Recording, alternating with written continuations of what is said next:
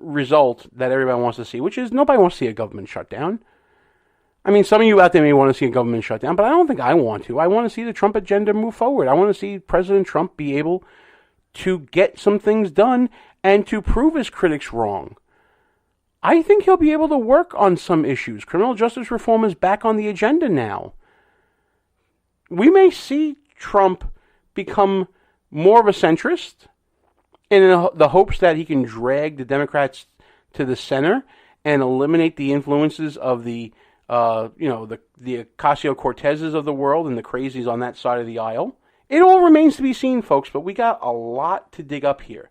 But before we do all that, we're going to take a quick break. And when we come back, we're not going to go back into some heavy news. We're going to save that for the end. The Mueller brief that was dropped last week late, we're going to get into that. And we're going to try to do a deep dive into it. And we'll talk about why Mueller is really, I don't want to say abusing power, but he is really towing that line really closely.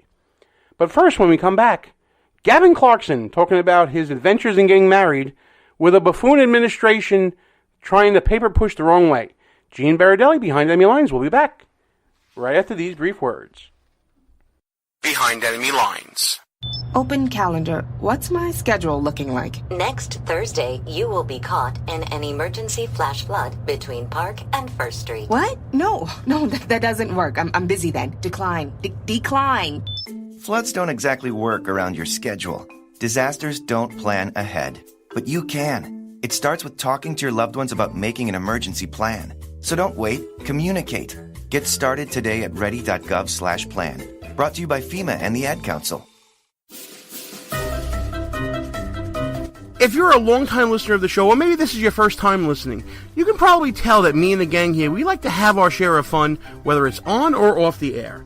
We talk about 2-drink minimum radio and no medication Wednesdays or whatever day it may be. That's why when we found the people at Less Government, More Fun, we knew it was a match made in heaven with this show.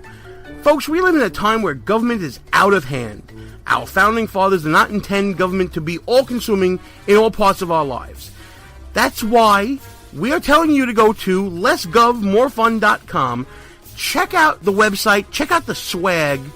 What the people want is less government, more fun. Pass it on, make it happen.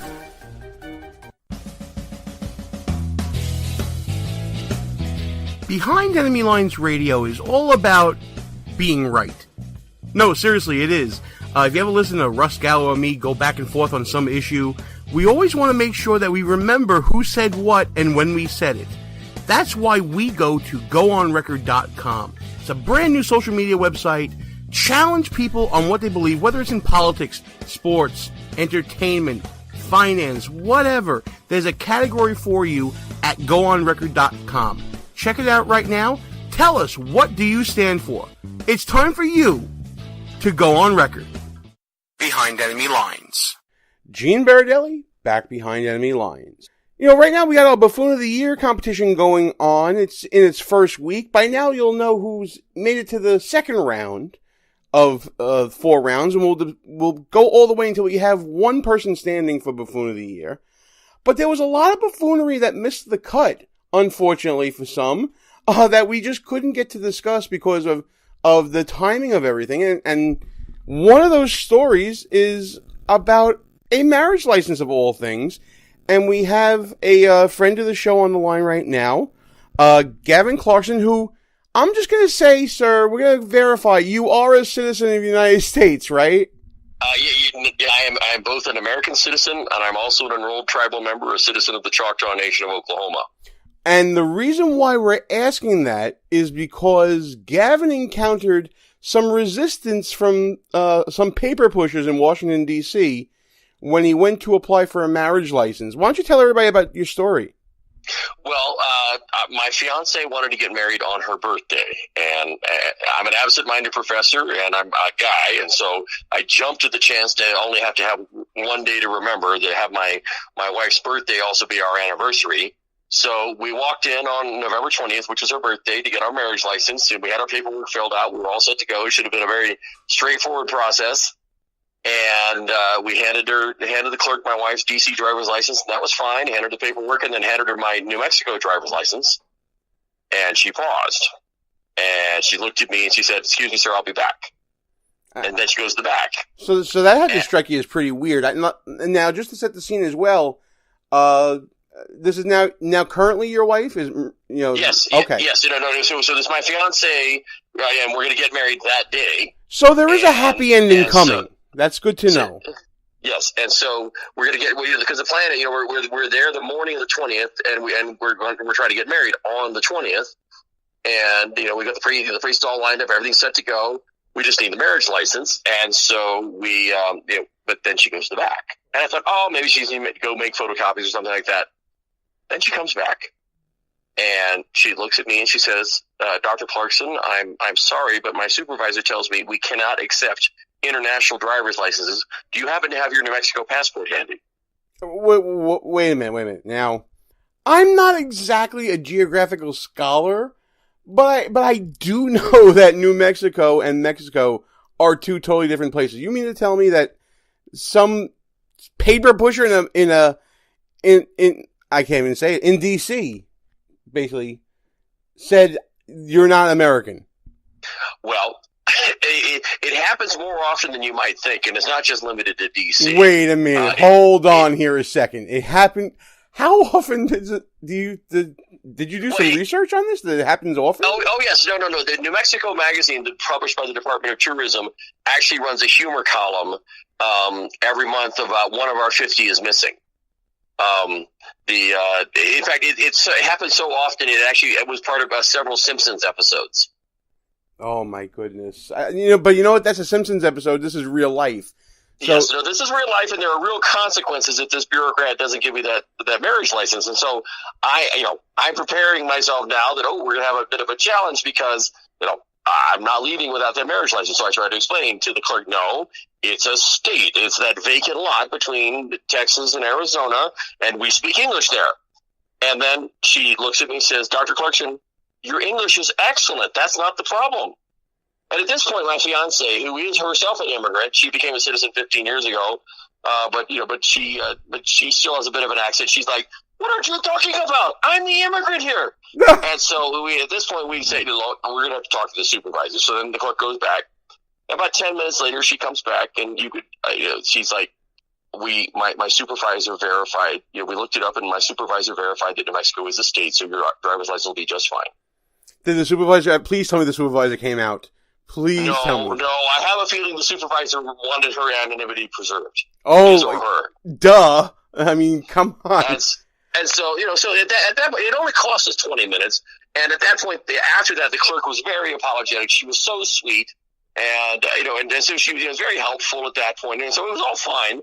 And, and then later, after the ceremony, we went back and I turned in the paperwork. And I just asked, out of curiosity, would it have been easier or quicker if I had shown you my tribal ID instead? And they all hung their heads and said, yes, it would have. No. So, but in the end, all it did was cost us an extra 20 minutes. So it wasn't that huge of a problem. But it was a funny story, because I've heard all these people talk about their one of our 50 is missing stories. And I just have my own one at the DC Marriage Bureau. So I posted a little note about it on Facebook, and everyone laughed and ha ha ha ha. Well, one of the people that read it is a reporter for the local newspaper, so she wrote a story, and then that story got printed in the Las Cruces Sun News, and then that got picked up by USA Today, and then all of a sudden it exploded into a nationwide viral phenomenon because I started getting calls from the various different television stations in New Mexico and also in D.C. And they ran their stories, and then it turned into the local news, last 30-second kicker story, the sort of, the strange things or, can you believe this type thing. And it just kept going and going. And it actually has now made it onto 4 continents. Part of Marina's family is from Italy, and her Italian relatives called up and said, "Hey, we saw it on Italian television in Italian." That's amazing. And Marina and I both speak English and Spanish, so we did stories for Univision and Telemundo, and I actually got stopped yesterday at the Las Vegas monorail. A guy asking me in Spanish if I was the New Mexico passport guy. So it's absolutely exploded. Our wedding video has now been viewed more than 35,000 times in less than a week.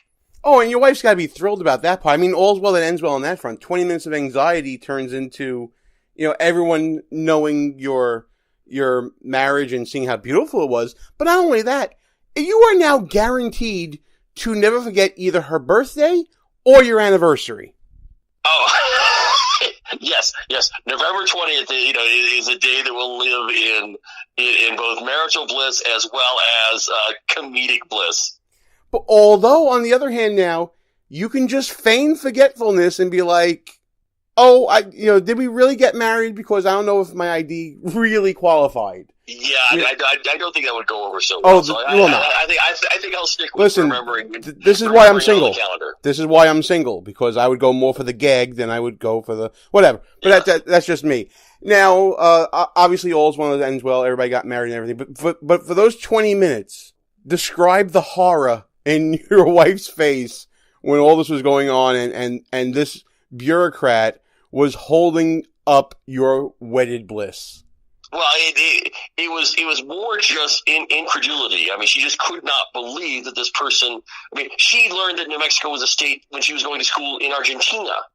And all the couples behind us are just laughing uproariously. So, it's like the first time it happened. When we're having the discussion, it's like she's really anxious, and then the person goes back and say, "We're talking to the supervisor." Fortunately, we figured, look, we do know, in fact, that New Mexico is a state. So, if we have to get, serious, and I mean, I'm prepared to go all lawyer on this, but fortunately, the supervisor did a Google search and verified that New Mexico was a state, and so it ended up. I think she was not as panicked because we almost were expecting somebody to come out, from Punk saying, "Ha ha, gags on you with a video camera," but it was real. And the funny part is, people thought originally this was a story for The Onion, except that when the Las Cruces reporter, they went out and contacted the D.C. Marriage Bureau to say, did this really happen? And the D.C. the D.C. court's PR person sent back a sort of a snarky, passive-aggressive apology. But nonetheless verified that, yes, in fact, this had happened.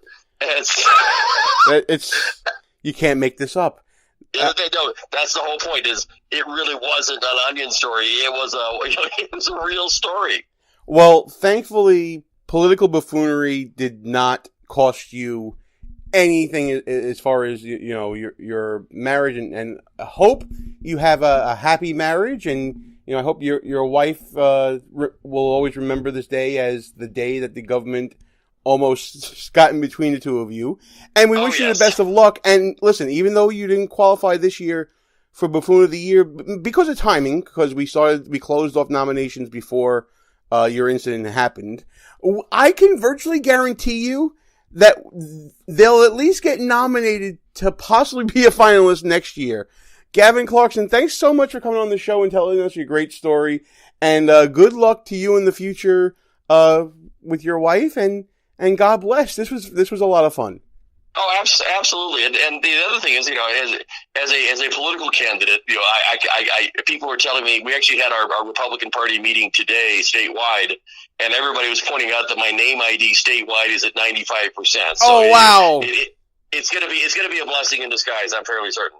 All right. Well, make sure that part of your platform is promoting that New Mexico actually is a state to the rest of the Absolutely. union. For all your listeners, come visit New Mexico. No passport required. All right, Gavin. Thanks so much. All right. Thanks, sir. Time for a little music. We call this, What the F*** is Maxine Waters Saying? To be clear, you believe it would have been better to keep in place an FBI director who you said had no credibility to oversee this investigation than to find someone who you think would be a better choice? No.